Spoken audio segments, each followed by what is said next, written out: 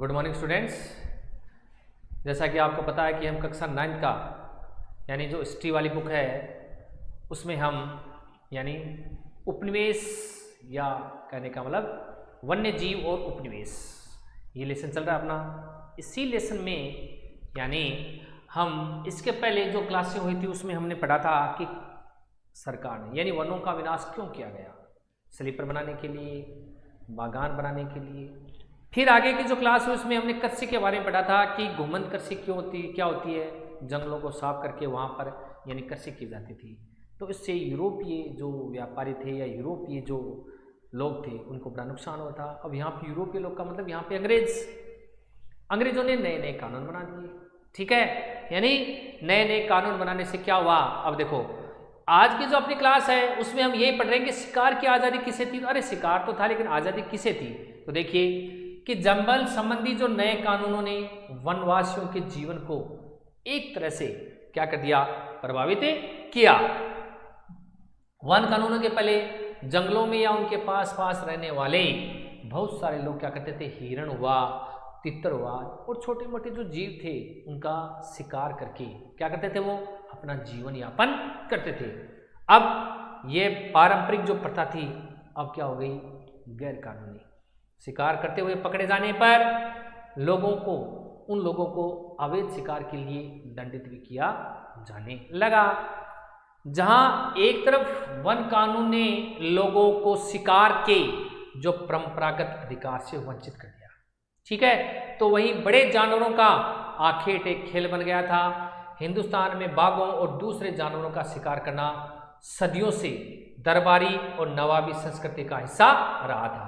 कि हिंदुस्तान में जो बाघों का शिकार करना और दूसरे जानवरों का शिकार करना, ये जो पहले राजा महाराजा आखेट किया करते थे वो सदियों से चला आ रहा था, ठीक है।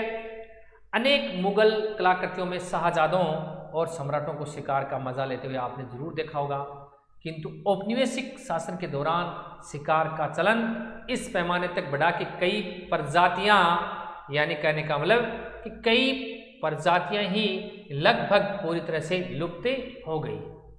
यानी इतने अधिक शिकार किए कि कई तो प्रजाति ही क्या हो गई, लुप्त हो गई। ये देखो नेपाल में शिकार के बाद लॉर्ड रेडिंग, यहाँ पर देखो नेपाल में शिकार करें, ठीक है, लॉर्ड रेडिंग बंदूक से यानी इनका शिकार किया। देखो बाघ मरे पड़े हैं, ठीक है। यानी फोटो में मृत बाघों की गिनती करें, कितने बाघ, 1 2 3 4 5 6 7 बाघ हैं, ठीक है। ब्रिटिश औपनिवेशिक अफसर और राजा जब शिकार के लिए जाते तो उनके साथ नौकरों की एक पूरी फौज होती थी, ठीक है। गांव के कुशल शिकारी क्या करते थे, यानी कुशल शिकारी यानी क्या, हाका लगाते थे और सांप को बस गोली भर चलाना होता था। भाई जैसे ही हाका कि आगे है की बार तो वो सांप गोली चला देता था और कुछ नहीं, यानी उस शिकारी यानी जो भी शिकार करता था उसका शिकार हो जाता था। तो इतना ज़्यादा चलन हो गया था, ये फैशन बन गया था बाघों का, ठीक है। तो ये फैशन से क्या हुआ कि लगभग एक प्रजाति समाप्त हो गई। अब देखो मछली मारने वाला लड़का, देखो ध्यान देना इसमें, ये जो मछली मारा देखो कैसे मारा, देखो मछली मारने वाला लड़का दिखाया गया है कि बच्चे अपने माँ बाप के साथ जंगल जाते हैं और बहुत जल्दी ही वे मछली पकड़ना, वन उत्पादों को इकट्ठा करना व खेती करना सीख लेते हैं। बांस के ट्रेप को, जिसे लकड़ी अपने बाएं हाथ में पकड़े है और बहाव के मुहाने पर रखने पर मछली इसमें चली आती है। देखो ये बना रखा, ठीक है। तो यानी ये इस प्रकार से मछली या अन्य प्रकार के जानवरों को ये पकड़ते थे। तो यहाँ मछली पकड़ रहे हैं, ठीक है, चित्र दिखाया गया इसमें। अब यानी इन जो शाही यानी इस प्रकार से क्या हुआ कि कई प्रजातियां समाप्त हो गई। समझ रहे आपको कहने का मतलब कि इतना फैशन बन गया था अंग्रेजों का या बड़े बड़े अफसरों का वनों का शिकार करना, यानी एक तरह से यानी बाघों का या और कोई अन्य जानवरों का वो अपनी शान समझते थे, ठीक है। तो इनसे क्या हुआ कि पूरी की पूरी यानी एक सदी की यानी पूरी की पूरी लगभग एक प्रजाति ही विलुप्त हो गई, ठीक है। अंग्रेजों की नजर में बड़े जानवर जंगली, बर्बर और आदि समाज के प्रतीक चिन्ह थे, ठीक है।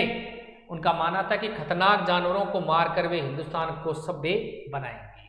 क्या बनाएंगे, हिंदुस्तान को सभ्य बनाएंगे। बाघ, भेड़िए और दूसरे बड़े जानवरों के शिकार पर यह कहकर इनाम दिए गए कि इनसे किसानों को खतरा है। क्या है कि इनसे किसानों को क्या है, खतरा है। 1875 से लेकर 1925, 25 और 25 बोले तो 50 साल के बीच में, यानी इनाम के लालच में 80,000 से ज्यादा बाघ, कितने देखो 80,000 से ज्यादा तो बाघ, और 1,50,000 तेंदुए और 2 लाख लगभग भेड़िए मार गिराए गए। धीरे धीरे बाघ के शिकार को एक खेल की ट्रॉफी के रूप में देखा जाने लगा कि एक जैसे खेल की ट्रॉफी है, जैसे समझ गए। अकेले जॉर्ज यूल नामक अंग्रेज अफसर ने 400 बाघों को मारा था। बोलो, अंग्रेज अफसर था जॉर्ज यूल, उसने अकेले ने 400 बाघों को मारा था। प्रारंभ में जंगल के कुछ इलाके शिकार के लिए ही आरक्षित थे। काफी समय बाद पर्यावरणविदों और संरक्षणवादियों ने आवाज उठाई कि जानवरों को इन सारी प्रजातियों की सुरक्षा होनी चाहिए, न कि इनको मारा जाना चाहिए। अब देखो, ये बेगा मध्य भारत की एक वन समुदाय है, यानी एक प्रजाति है, वन्य समुदाय। कहने का मतलब वन में रहने वाले लोग हैं। बेगा एक आदिवासी लोग हैं। 1892 में जब उनकी घुमंत खेती पर रोक लगा दी गई तो उन्होंने सरकार को ये याचिका दी, यानी सरकार को एक याचिका लिखा, प्रार्थना पत्र लिखा, क्या कि हर रोज हम फाका करते हैं क्योंकि हमारे पास खाने का अनाज नहीं है। हमारे पास सिर्फ एक ही दौलत है और वह है हमारी कुल्हाड़ी। क्या है? हमारी कुल्हाड़ी है, सिर्फ एक ही दौलत है। हमारे पास अपने तन ढकने को कपड़े नहीं हैं। आग ताप कर हम ठंडी रातों को गुजारते हैं। समझ गए? हम अब खाने के लिए मर रहे हैं, हम कहीं जा भी नहीं सकते हैं। हमने ऐसी क्या गलती की है कि सरकार हमारी परवाह नहीं करती। देखो कितना दयनीय होकर लिखा है इन्होंने। कैदियों को जेलों में पर्याप्त भोजन दिया जाता है, जबकि जो कैदी होता है ना उसको, ठीक है, घास उगाने वालों को भी उनकी जमीन से बेदखल नहीं किया जाता है। लेकिन हम जो यहाँ कई पीढ़ियों से रहते आए हैं, हमें सरकार हमारा अधिकार नहीं देती है। कैरियर एल्विन 1939, माधव गौडगिल व Ramachandra Guha, this fissured land, एक इकोलॉजिकल हिस्ट्री ऑफ इंडिया से में ये उद्धृत है, ये लिखा हुआ है। समझ गए? यानी जब उन पर प्रतिबंध लगा दिया था तो बेंगा, जो कि मध्य भारत की क्या है, आदिवासी जाति है, उन्होंने यानी सरकार को एक पत्र लिखा है। बहुत ही मर्मस्पर्शी पत्र है। अगर बात की जा रही है, हम ये पढ़ रहे थे कि किस प्रकार से जानवरों को मार गिरा रहे थे। लगभग कितने, यानी 80,000 से ज़्यादा तो यानी बाघ, 1,50,000 से अधिक तेंदुए, 2 लाख भेड़ियों को मार गिरा दिया था। अकेले अंग्रेज अधिकारी जिसका नाम है जॉर्ज यूल, उसने लगभग 400 बाघों को मार दिया था। अब जो पर्यावरण के प्रति जो अपना मत रखते थे, यानी पर्यावरण प्रेमी, उन्होंने सरकार को चेताया कि अगर इस प्रकार से ये चलता रहा तो वन्य जीव क्या, वनस्पति और मानव प्रजाति भी ही संकट में पड़ जाएगी। ठीक है, तो इनको यानी इन सारी प्रजातियों की सुरक्षा होनी चाहिए, न कि इन्हें मारा जाना चाहिए। अब नए व्यापार, नया टॉपिक आज, नया व्यापार, नए रोजगार और नई सेवाएं। ठीक है, अब जंगलों पर वन विभाग का नियंत्रण स्थापित हो जाने से, पूरा वन विभाग ने कंट्रोल कर लिया था जंगलों पर, तो लोगों को कई तरह के नुकसान हुए। इसमें लोगों को कई प्रकार नुकसान हुए, लेकिन कुछ लोगों का व्यापार के नए अवसरों का लाभ भी मिला। कई समुदाय अपने परंपरागत पेशे छोड़कर, ठीक है, वन उत्पादों का व्यापार करने लगे, अपने परंपरागत। और महज हिंदुस्तान ही नहीं बल्कि दुनिया भर में कुछ ऐसा यानी ही नज़ारा दिखता है। उदाहरण के लिए 19वीं सदी के मध्य में ऊंची जगहों पर रह रहे, देखो 19वीं सदी में मध्य में ऊंची जगहों पर रहकर मेनियोक उगाने वाले ब्राजीली अमेजोन के यानी देखो मुनदुरुकु समुदाय के लोगों ने व्यापारियों को रबड़ की आपूर्ति के लिए जंगली रबड़ के वृक्षों से लेटेक्स एकत्र करना प्रारंभ कर दिया। जो रबड़ बनता है वो कौन से पेड़ से बनता है, यानी लेटेक्स एकत्र करना। लेटेक्स का मतलब होता है एक तरह से जो जंगली रबड़ के वृक्ष होते हैं उनसे जो लेटेक्स एक निकाला जाता है दूध, ठीक है, वो रबड़, ठीक है, उनसे रबड़ बनाया जाता है। कालांतर में वे व्यापार चौकियों की ओर नीचे उतर आए और पूरी तरह किस पर निर्भर हो गए? व्यापारियों पर निर्भर हो गए। कौन? ये ब्राजील की बात है। ब्राजील के जो अमेजन जंगल है वहां पे यानी मोनोदुरुकु समुदाय है, यानी एक वहां की कहने का मतलब आदिवासी लोग हैं। ठीक है, अब देखो पुतुमायो में रबड़ की निकासी। दुनिया भर में बागानों में काम की स्थितियां भयावह थी, भयंकर। अमेजोन के जो पुटुमायो क्षेत्र में पेरुवियन रबड़ कंपनी यानी ब्रिटिश व पेरुवियन साझे में बनी थी, तो इसका नाम था पेरुवियन, द्वारा रबड़ की निकासी हुई। तोतोस कहे जाने वाले स्थानीय यानी इंडियनों की बेगार पर निर्भर थी। समझ गए? हुई तोतोस, रबड़ की निकासी को क्या? हुई तोतोस कहे जाने वाले स्थानीय इंडियनों की बेगार पर निर्भर थी। 1900 से लेकर 1912 के बीच में पुटुमायो में 4000 टन रबड़ का उत्पादन हुआ। कितना? 4000 टन का रबड़ का उत्पादन हुआ। और इसी दौरान इंडियन आबादी में यंत्रणा, रोगों और पलायन के चलते 30,000 की गिरावट आई। ठीक है, आबादी में। रबड़ कंपनी के एक वेतनभोगी ने वर्णन किया कि रबड़ का संग्रहण कैसे किया जाता था। मैनेजर ने सैकड़ों इंडियनों को स्टेशन पर उपस्थित होने का निर्देश दिया। उसने अपनी काबाइन और छुरा पकड़ा, यानी अपनी काबाइन और छुरा पकड़ा और इन बेबस इंडियनों को कत्लेआम शुरू कर दिया। किनका? यानी इन जो इंडियनों का। ठीक है, थोड़ी ही देर में बच्चों, महिलाओं और पुरुषों की 150 लाशों से जमीन ढक गई। खून से नहाए हुए, दया की भीख मांगते हुए जिंदा बचे लोगों को मुर्दों के ढेर के साथ ही जला दिया गया। और मैनेजर चिल्लाया, मैं उन सभी इंडियनों को खत्म कर देना चाहता हूं जो रबड़ लाने के लिए यानी दिए गए मेरे आदेश को नहीं मानते हैं। यानी इन्होंने कहने का मतलब कि रबड़ बहुत ही मुश्किल से लाया जाता था, रबड़ का कहने का मतलब वो जो दूध निकलता था, समझ गए, अपनी जान जोखिम में डालकर। तो इन्होंने मना किया, तो इस मैनेजर ने सबको यानी मौत के घाट उतार दिया। अब देखो आगे, यानी हम जो ये पढ़ रहे थे, कहने का मतलब कि हिंदुस्तान में यानी देखो यहां से व्यापार, हिंदुस्तान में वन उत्पादों का व्यापार कोई अनोखी बात नहीं थी। ठीक है, मध्यकाल से ही आदिवासी समुदायों द्वारा बंजारा आदि जो घूमन समुदाय, बंजारा लोग क्या है, घूमन, जगह जगह घूम घूम कर अपना जीवन यापन करते हैं।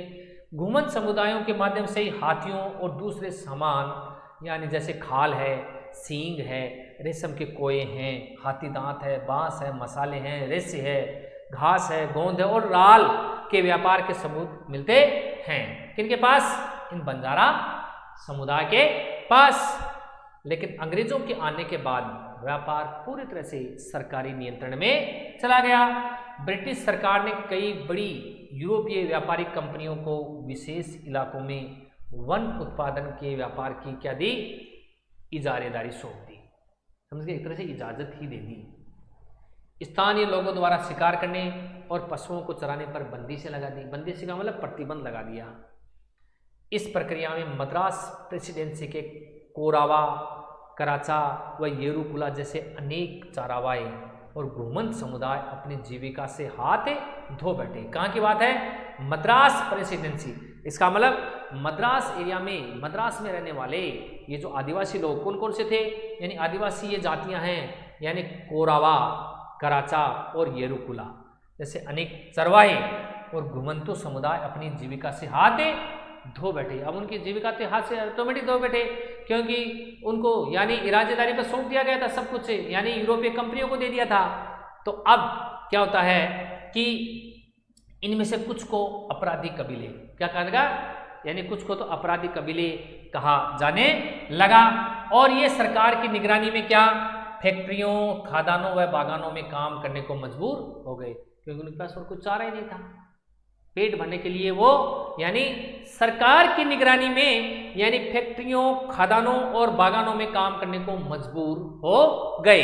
कौन? ये आदिवासी लोग, जो कौन से? कोरावा, कराचा और येरुकुला। काम के नए अवसरों का मतलब यही नहीं था कि उनकी जीवन स्थिति में हमेशा सुधार ही हुआ हो। असम के चाय बागानों में काम करने के लिए झारखंड के संथाल और उराव व छत्तीसगढ़ के गोंड जैसे आदिवासी मर्द व औरतें दोनों की भर्ती की गई। किसकी की गई? यानी आसाम के बागानों में काम करने के लिए आदिवासियों की भर्ती की गई। किसकी? झारखंड के संथाल और उराव, छत्तीसगढ़ के गोंड जैसे आदिवासी मर्द एवं औरतों की उनकी मजदूरी बहुत कम थी और कार्य परिस्थितियां उतनी ही खराब। उन्हें उनके गांव से उठाकर भर्ती तो कर लिया गया, लेकिन उनकी वापसी आसान नहीं थी, वहां से निकलकर वापस आना मुश्किल था। अब इसमें एक नया शब्द है इजार, आपको बताया ना, इजारेदारी का मतलब एकाधिकार। क्या दे दिया? मोनोपोली, एक तरह का एकाधिकार दे दिया। अब इसमें देखो ये जो स्रोत है इसमें पढ़ते हैं क्या है, नया दिया कुछ से, यानी ये तो वही है रबड़ की जो पढ़ा हमने। अब देखो आगे नेक्स्ट है, यानी अब अपना जो लेसन है उसमें है वन विद्रोह। अब वन तो विद्रोह होना ही था, समझ गए, यानी वन विद्रोह। तो ये वन विद्रोह हम आगे की क्लास में पढ़ेंगे।